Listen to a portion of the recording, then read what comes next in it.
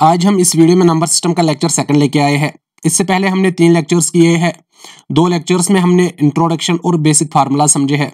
दूसरे लेक्चर में हमने कुछ क्वेश्चंस किए हैं। आज हम कुछ और क्वेश्चंस इस वीडियो में करते हैं। आज का जो पहला क्वेश्चन आपके स्क्रीन पे है वो है हमारे पास the number 121012 is divided by 12 the remainder is. बोलते हैं कि जब एक नंबर जो कि है हमारे पास 121012 जब इसको डिवाइड किया जाएगा 12 से तो हमारे पास रिमाइंडर क्या आएगा। अगर हम सबसे पहले देखेंगे 12 हम यहाँ पे 12 3 डिजिट्स मिलाएंगे यानी 1 to 1 12 10,000 अगर हम यहाँ पे देखेंगे वो हो गया 120। सो 120 1 माइनस 120 वो आएगा 1। यहाँ से हम लेके आएंगे 0, वो हुआ 10, ये छोटा है 12 से तो हम यहाँ पे 0 से करेंगे 12 0 0 10 minus 0 that is equal to 10 और यहाँ से एक और डिजिट यानी 1 लेके आएंगे यहाँ पे। अब अगर हम देखेंगे 12 8000 अगर हम देखेंगे 12 8000 हो गया 96 101 माइनस 96 वो हो गया 5, ये छोटा है। यहाँ से और एक डिजिट यानी 2 लेके आएंगे। जब हम यहाँ पे 2 लेके आएंगे 52 यहाँ पे आएगा 12 4000 अगर हम देखेंगे वो हो गया 48 यानी 52 minus 48 that is equal to 4। यानी जो हमारा आंसर है वो है ऑप्शन डी 4। हमारे पास सिंपल था एक नंबर 121012 जब हमने इसको 12 से डिवाइड किया है तो हमारे पास जो रिमाइंडर निकल के आया है वो आया है 4। क्वेश्चन नंबर 1 का जो करेक्ट आंसर है वो है ऑप्शन डी। इसके बाद अगर हम नेक्स्ट क्वेश्चन देखेंगे यानी क्वेश्चन नंबर 2 वो है हमारे पास find the dividend when divisor is 13 coefficient is 30 and remainder is 12। इससे पहले हमें एक फार्मूला याद रखनी है। डिविडेंड जो होता है ये होता है बराबर divisor into coefficient plus remainder. ये बेसिक सी एक फार्मूला है जो हमें याद रखनी है। नंबर सिस्टम के लिए फार्मूला बहुत जरूरी है। हमारे पास डिविडेंड जो होता है वो होता है बराबर divisor into coefficient plus remainder. यही फार्मूला इस क्वेश्चन में हम इस्तेमाल करेंगे और यहाँ पे आंसर निकल के आएगा। अगर हम देखेंगे यहाँ पे हमारे पास find dividend when divisor is 13, हमारे पास डिवाइजर गिवन है यानी यहाँ पे हमें डिवाइजर गिवन है वो है 13, कोएफिशिएंट इज 30 और यहाँ पे क्यू भी गिवन है, क्यू है 30 और रिमाइंडर भी गिवन है यानी आर भी गिवन है वो है 12। हमें तीनों गिवन है, डिवाइजर भी गिवन है, कोएफिशिएंट भी गिवन है और रिमाइंडर भी गिवन है।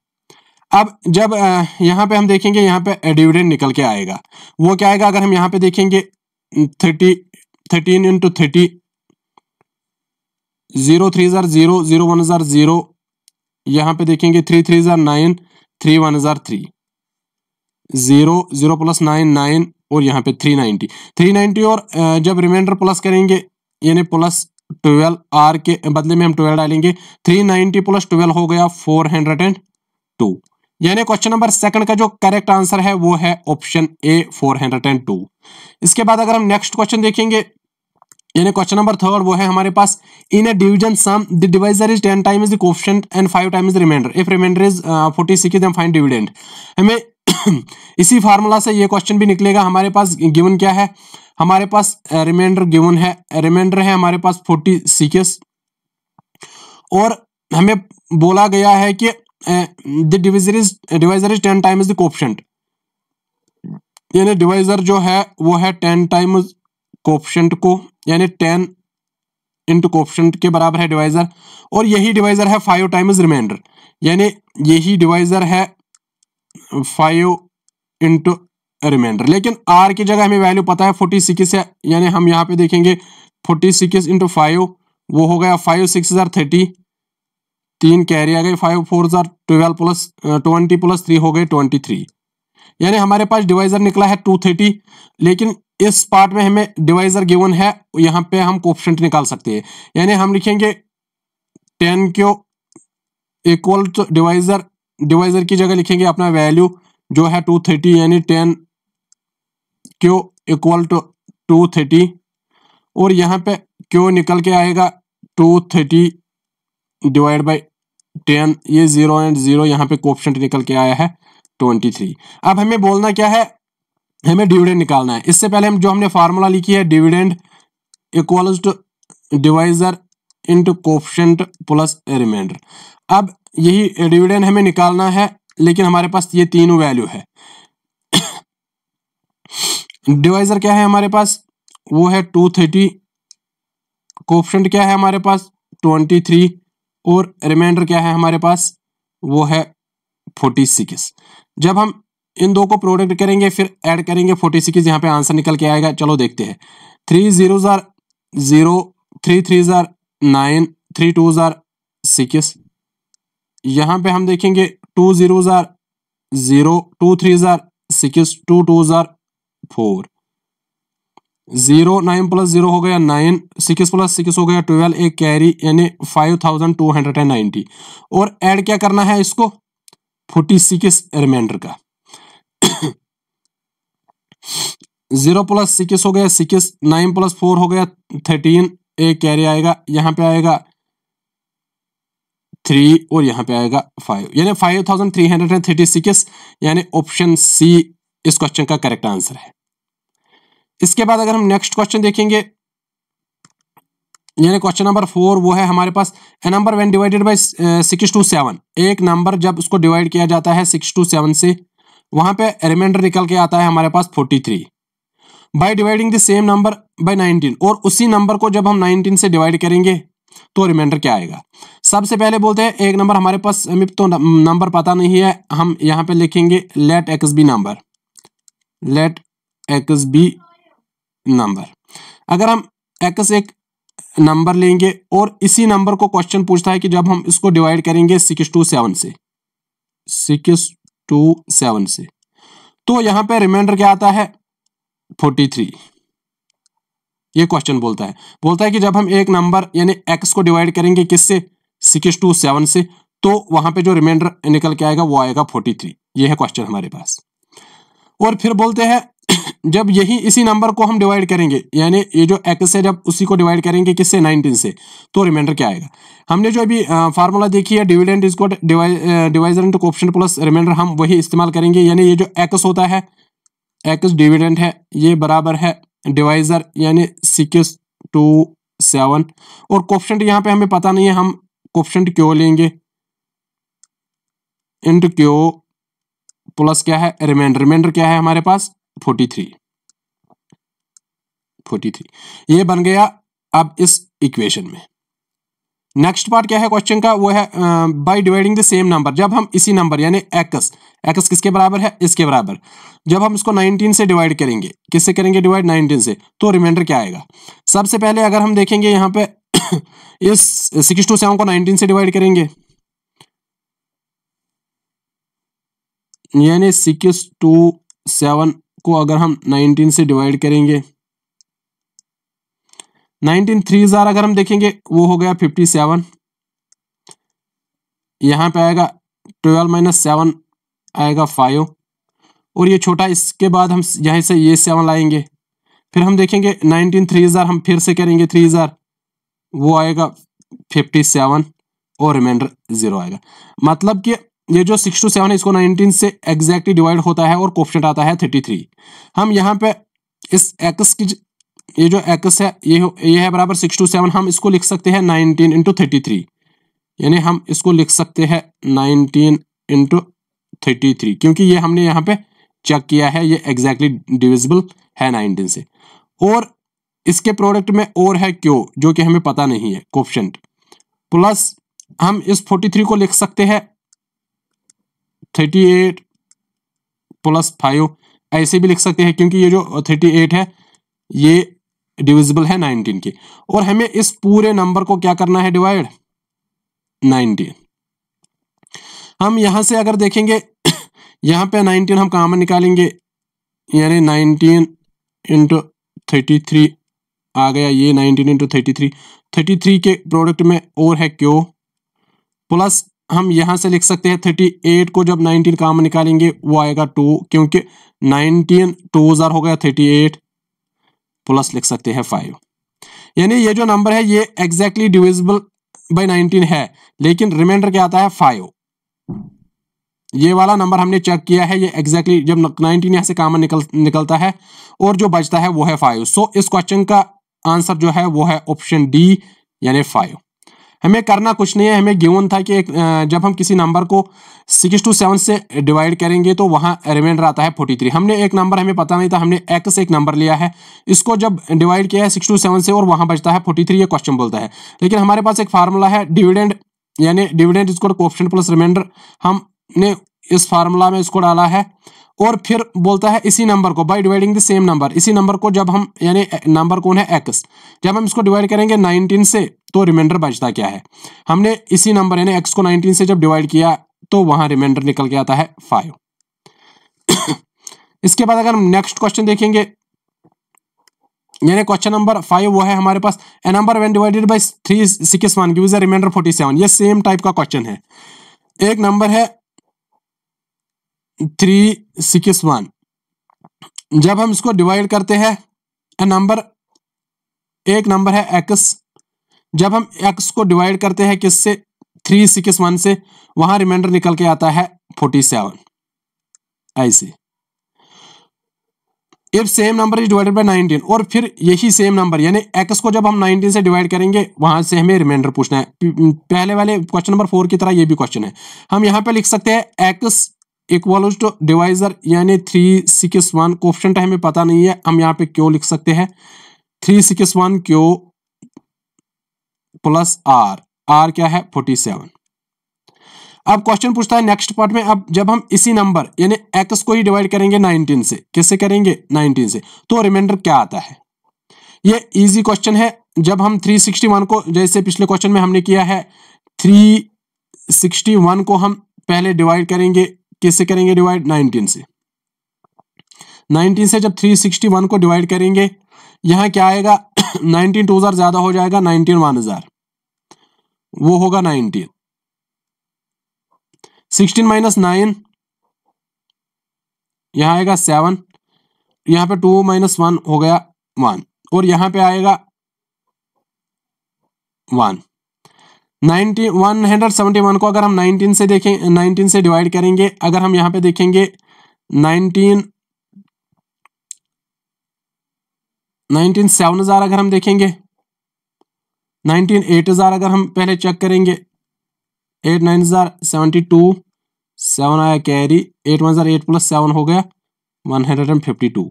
इसके बाद अगर हम 9000 करेंगे, 19 9000, 9 9000 81, 8 कैरी आया, 9 1 9 प्लस 8 हो गया 171। यानी इसको एग्जैक्टली 19 से डिवाइड होता है। यहां पे क्या आएगा 171, रिमाइंडर आता है 0।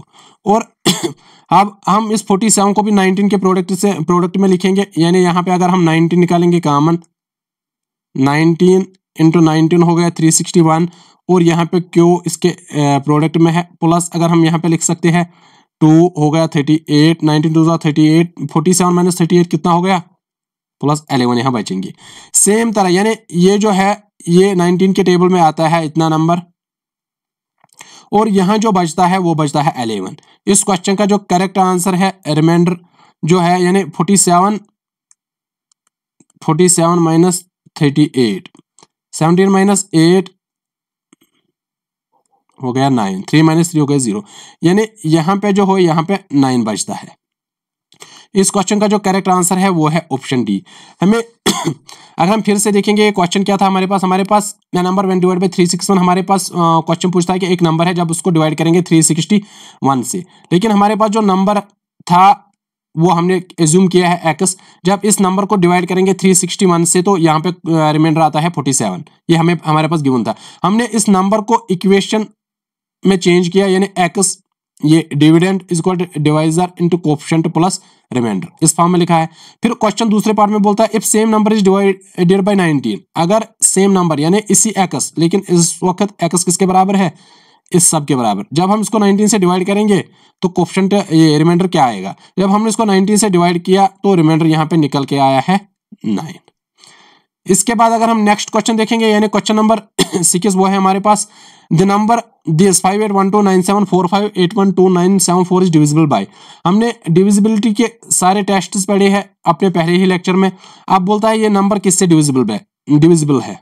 सबसे पहले अगर हम 11 से चेक करेंगे, 11 से वो नंबर डिविजिबल होता है जब हम इवन प्लेसेस माइनस और प्लेसेस पे जो वैल्यूज होंगे अगर वो 0 के बराबर होंगे या 11 के बराबर, मतलब जो यहाँ पे इवन प्लेसेस है उनका ऐड करेंगे और सब्ट्रैक्ट करेंगे जो वैल्यूज ऑड प्लेसेस पे है। अगर वो रिजल्ट निकला है 0 या 11 के बराबर तो ये नंबर डिविजिबल बाय 11 है। सबसे पहले अगर हम देखेंगे इवन प्लेसेस यानी 7 है, पहला है 7 प्लस 2 हो गया 9 प्लस 8 हो गया 17 प्लस 4 हो गया 21 प्लस 9 हो गया 30 प्लस 1 हो गया 31 प्लस 5 हो गया 36। यानी इवन प्लेसेस की जगह 36 आएगा माइनस और प्लेसेस अगर हम देखेंगे यानी 4 प्लस 9 हो गया 13 प्लस 1 हो गया 14 प्लस 5 हो गया 19 प्लस 7 हो गया 26 प्लस 2 हो गया 28 प्लस 8 हो गया 36। यानी आड प्लेसेस का जो वैल्यू है वो भी 36 यानी 36 minus 36 that is equal to 0। So this whole number is divisible by 11 क्योंकि हमने जो डिविजिबिलिटी टेस्ट्स पढ़े हैं 11 जो कोई भी नंबर 11 से डिविजिबल होता है जब इवन प्लेसेस और ऑड प्लेसेस की डिफरेंस 0 के बराबर होगी या 11 के बराबर होगी। इसके बाद अगर हम नेक्स्ट क्वेश्चन देखेंगे यानी क्वेश्चन नंबर 7 वो है हमारे पास what is the greatest 4 digit number that is exactly divisible by 49। बोलते हैं वो कौन सा 4 डिजिट नंबर होगा जो एग्जैक्टली डिविजिबल बाय 49 होगा। सबसे ग्रेटेस्ट 4 डिजिट नंबर हमारे पास जो है वो होता है 9999। अगर हम इसी नंबर को पहले डिवाइड करेंगे 49 से, किससे करेंगे डिवाइड 49 से, 49 2 हो गया 98, यहाँ पे आएगा 1 और यहाँ पे लेके आएंगे 9 लेकिन ये छोटा है फिर 0 49 0 यहाँ पे आएगा 19 और यहाँ से और एक 9 लेके आएंगे 199 49 4 अगर हम 4 देखेंगे वो हो जाएगा 196 199 माइनस 196 क्या हो गया यहाँ पे रिमाइंडर 3 आएगा। हमने यहाँ पे देखा ये जो नंबर है ये डिविजिबल बाय 49 नहीं है, मैंने सबसे greatest 4 digit number divisible by 49 है। यहाँ पे बचता क्या है, यहाँ पे 3 जो है ये रिमाइंडर 3 बचता है। अगर हम इस रिमाइंडर को माइनस करेंगे सबसे बड़े ग्रेटेस्ट 4 डिजिट नंबर से वो क्या है हमारे पास 9999। जब हम इसको यही रिमाइंडर माइनस करेंगे वो क्या हो जाएगा 9 माइनस 3 हो गया 6 और यहाँ पे 3 टाइम्स 9 9996 यानी यही वो नंबर है जो एग्जैक्टली डिविजिबल बाय 49 होगा क्योंकि हमने जब सबसे ग्रेटेस्ट नंबर यानी 4 टाइम्स 9 को डिवाइड किया 49 से, यहाँ पे एग्जैक्टली डिवाइड नहीं होता, यहाँ पे 3 रिमाइंडर आता है। और जब हम इसी 3 को खत्म करेंगे इसी को मेन नंबर जो बड़ा ग्रेटेस्ट 4 डिजिट नंबर है उसको माइनस करेंगे तो यहाँ पे नंबर आता है 3 टाइम्स 96 यानी ऑप्शन बी है इस क्वेश्चन का करेक्ट आंसर।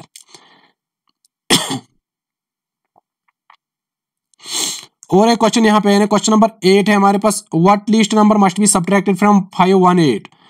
वो क्वेश्चन पूछता है हमारे पास यानी 518 को हम सबसे छोटा कौन सा नंबर डिवाइड करेंगे माइनस करेंगे सो दैट वो जो नंबर बनेगा वो डिविजिबल बाय 13 होगा। सबसे पहले अगर हम इसी नंबर को देखेंगे 13 से डिविजिबल है या नहीं है, 13 4 ज्यादा हो जाएगा 13 3 39 यानी 11 माइनस 9 हो गया 2, यहाँ पे 4 माइनस 1 हो गया 4 माइनस 3 हो गया 1, ये छोटा है तो यहाँ पे 8 लेके आएंगे।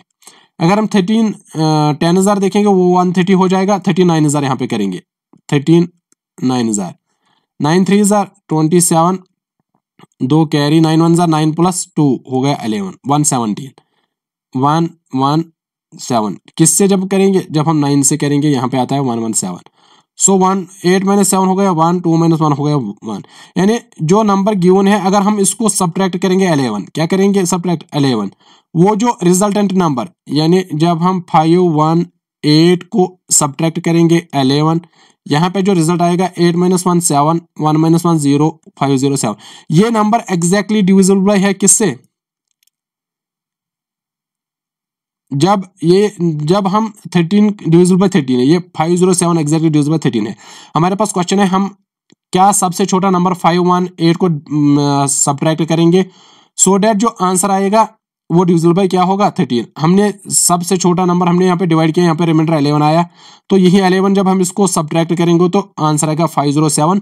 यही वो नंबर है जो एग्जैक्टली डिविजिबल बाय 13 है, यानी आंसर जो है इस क्वेश्चन का वो है ऑप्शन ए 11 है वो नंबर। आज के लिए इस वीडियो में इतना ही, मिलते हैं अपने नेक्स्ट लेक्चर में।